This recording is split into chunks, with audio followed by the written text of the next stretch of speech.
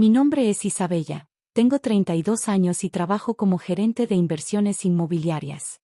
Mi vida dio un giro inesperado hace 6 meses, cuando descubrí que estaba embarazada de mi primer hijo. Mi esposo Marco y yo llevábamos 5 años casados. Nos conocimos en la universidad y, aunque su familia nunca me aceptó completamente por venir de una familia humilde, conseguimos construir una vida juntos. O eso creía yo. Mi suegra, Elena, siempre fue el tipo de persona que necesitaba tener el control de todo. Desde el día de nuestra boda, intentó dirigir cada aspecto de nuestras vidas. Al principio, traté de ser comprensiva. Es solo que te quiere como a una hija, me decía Marco constantemente. Pero con el tiempo, sus acciones se volvieron cada vez más controladoras. Cuando compramos nuestra casa hace 3 años, Elena insistió en que era demasiado grande para nosotros. Deberían vivir en un apartamento más pequeño y ahorrar dinero, decía.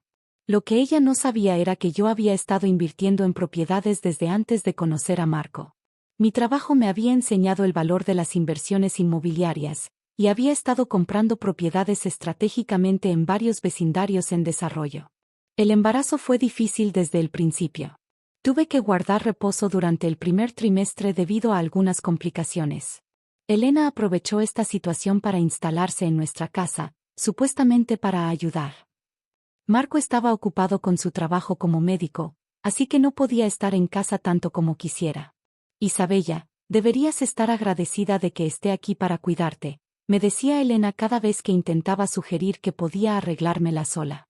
Una mujer embarazada no debería estar sola en una casa tan grande. Las cosas empeoraron cuando Elena empezó a invitar a su hija menor, mi cuñada Sara, a quedarse en casa también. Sara acababa de divorciarse y, según Elena, necesitaba un lugar para recuperarse emocionalmente. Esta casa es demasiado grande para ustedes dos de todos modos, dijo Elena una noche durante la cena. Deberíamos convertirla en un hogar familiar, donde todos podamos vivir juntos. Marco solo miraba su plato en silencio. Su pasividad ante su madre siempre había sido un punto de tensión en nuestra relación. Un día, mientras descansaba en mi habitación, escuché a Elena y Sara hablando en el pasillo. «Mamá, ¿estás segura de que podemos hacer esto?», preguntó Sara. «Por supuesto que sí», respondió Elena. «Marco me dio un poder notarial hace años. Además, la casa está a su nombre. Esa chica nunca se molestó en revisar los documentos de propiedad, estaba demasiado ocupada con su carrera». Mi corazón comenzó a latir más rápido. ¿De qué estaban hablando? Pero, ¿qué pasará cuando Isabella se entere?, insistió Sara. Para entonces ya será demasiado tarde. Ya tengo un comprador interesado. Una vez que vendamos la casa, no tendrá más remedio que mudarse con nosotros. Es lo mejor para el bebé de todos modos. Me quedé helada. ¿Estaban planeando vender mi casa sin mi consentimiento? Intenté mantener la calma. El estrés no era bueno para el bebé. Esa noche, cuando Marco llegó del hospital, intenté hablar con él sobre lo que había escuchado. «Amor, ¿le diste un poder notarial a tu madre?», pregunté casualmente durante la cena. Marco se atragantó con su comida.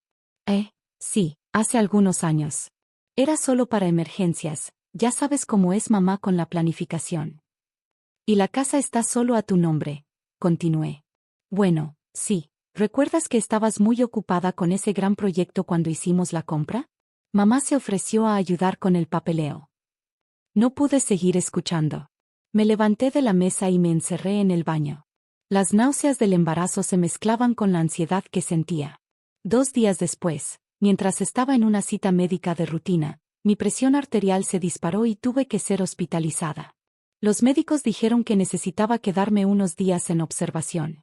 Fue durante mi 3er día en el hospital cuando todo explotó. Elena entró en mi habitación con una sonrisa triunfante.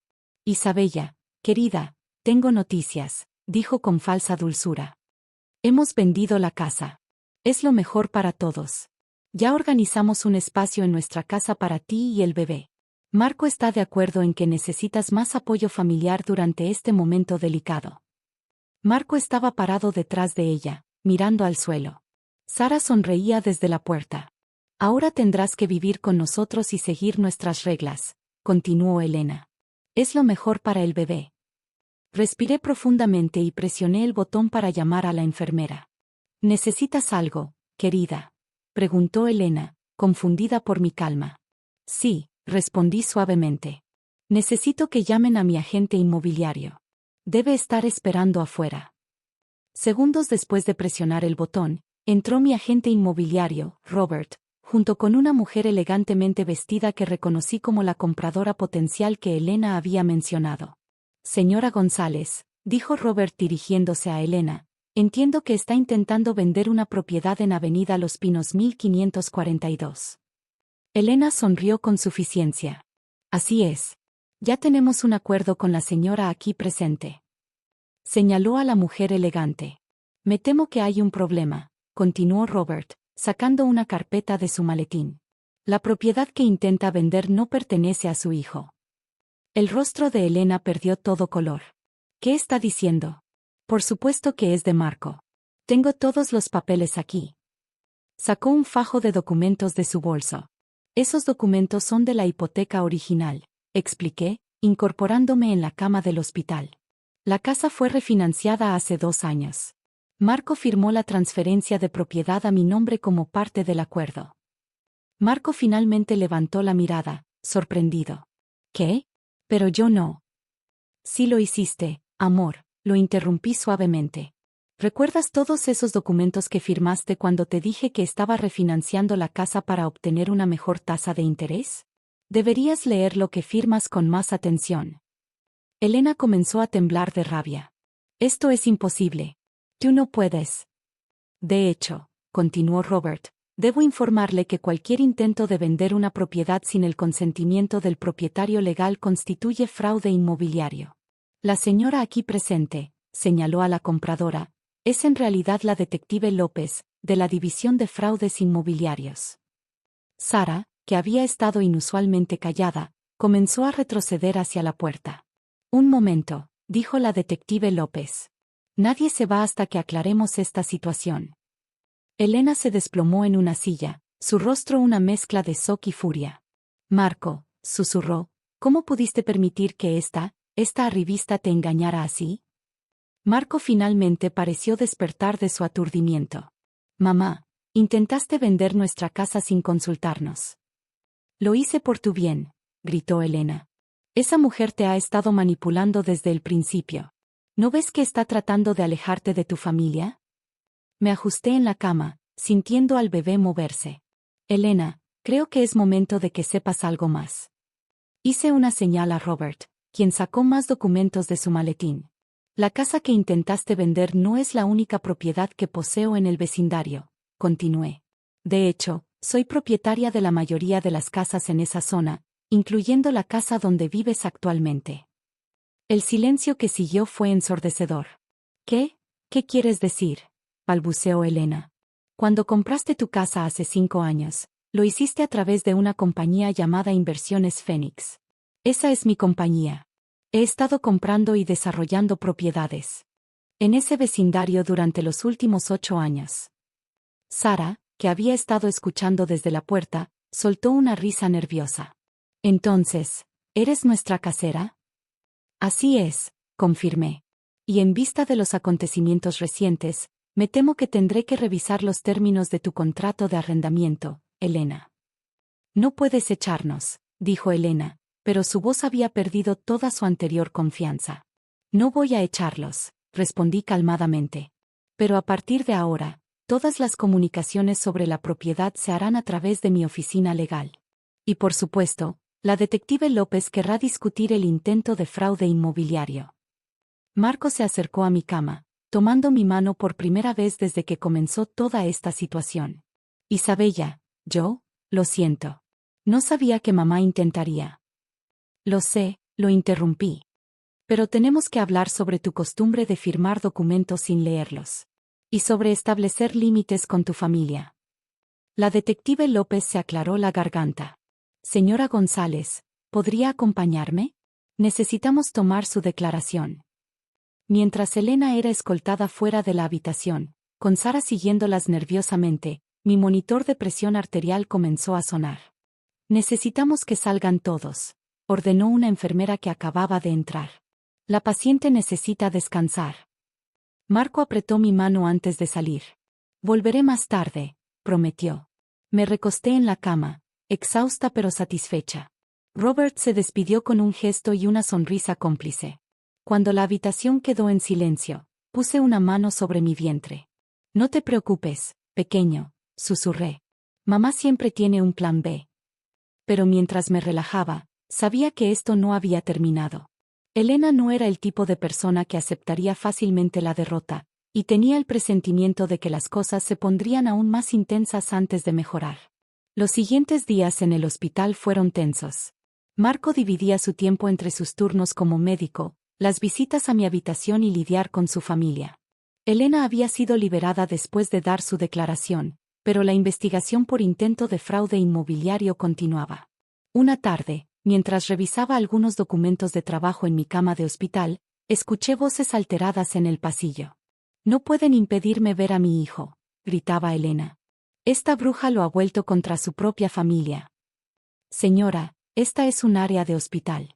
Si no se calma, tendré que llamar a seguridad», advertía una enfermera. Suspiré, preparándome para otra confrontación. La puerta se abrió de golpe y Elena entró, seguida por Sara y, sorprendentemente, por el padre de Marco, Roberto, a quien rara vez veíamos. «Tú», señaló Elena con un dedo acusador. «¿Crees que has ganado? Destruiste a nuestra familia». «Elena», la voz de Roberto sonó firme por primera vez en años. «Es suficiente». Todos nos quedamos en silencio, sorprendidos. Roberto siempre había sido una figura silenciosa, dejando que Elena manejara todos los asuntos familiares. ¿Qué? Elena se volvió hacia su esposo, desconcertada. «He estado revisando los documentos que la detective me mostró», continuó Roberto. «No solo intentaste vender una propiedad que no te pertenecía, sino que has estado usando el poder notarial de Marco para hacer transferencias de dinero de su cuenta». Marco, que acababa de entrar a la habitación, se detuvo en seco. «¿Qué transferencias?» Roberto sacó un fajo de papeles de su maletín. «Tu madre ha estado transfiriendo dinero mensualmente a una cuenta a nombre de Sara, supuestamente para ayudarla después de su divorcio». Sara palideció. «Mamá me dijo que ese dinero venía de sus ahorros». «Has estado robando dinero de mi cuenta». La voz de Marco temblaba de rabia contenida. «No es robar», se defendió Elena. «Soy tu madre. Todo lo hice por el bien de la familia». «¿Por el bien de la familia?», intervine, manteniendo mi voz calmada. «Como cuando convenciste a Marco de que no debíamos tener hijos hasta que estuviéramos más establecidos. ¿O cuando intentaste sabotear su residencia en cirugía porque quedaba demasiado lejos de casa?» Marco se giró hacia mí, sorprendido. «¿Cómo sabes lo de la residencia?» «Tu jefe me lo contó hace unos meses», expliqué. «Me dijo que Elena había llamado al hospital intentando que te transfirieran a un programa más cercano. Por suerte, él ignoró su solicitud».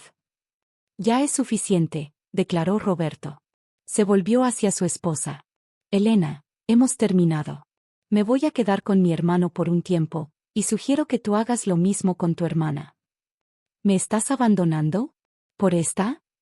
«No», la interrumpió Roberto. «Te estoy dejando porque finalmente veo el daño que has estado causando a nuestra familia durante años. Marco es un cirujano exitoso a pesar de tus intentos de controlarlo. Sara está divorciada porque alentaste su dependencia en lugar de su independencia.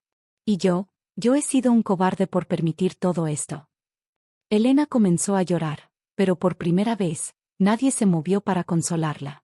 «Isabella», continuó Roberto, «lamento no haber intervenido antes.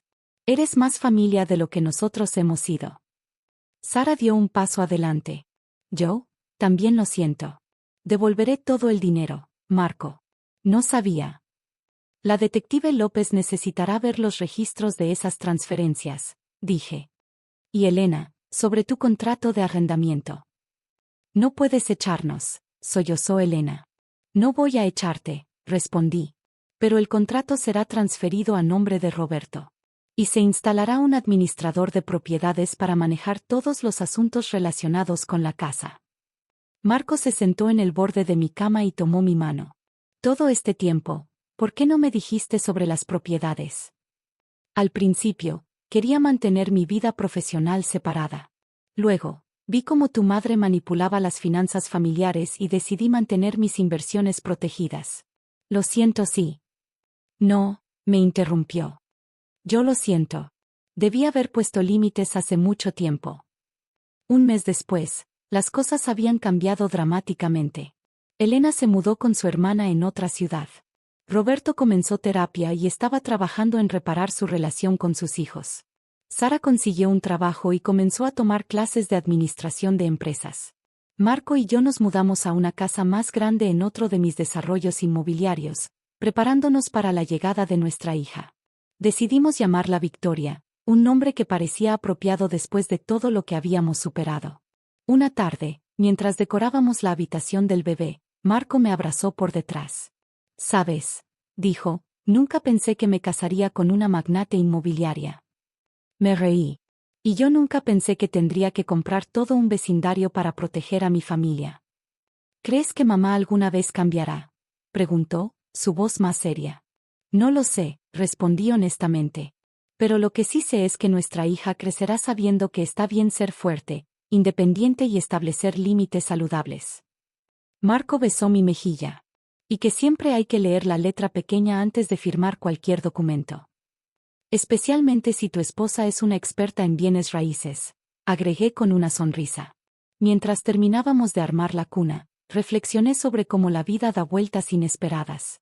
Elena había intentado quitarnos nuestro hogar, pero al final, sus acciones solo habían servido para fortalecer nuestra familia verdadera, una basada en el respeto, la honestidad y el amor incondicional. Y en cuanto a ese poder notarial, bueno, digamos que Marco aprendió a leer muy cuidadosamente cada documento que cruza su escritorio.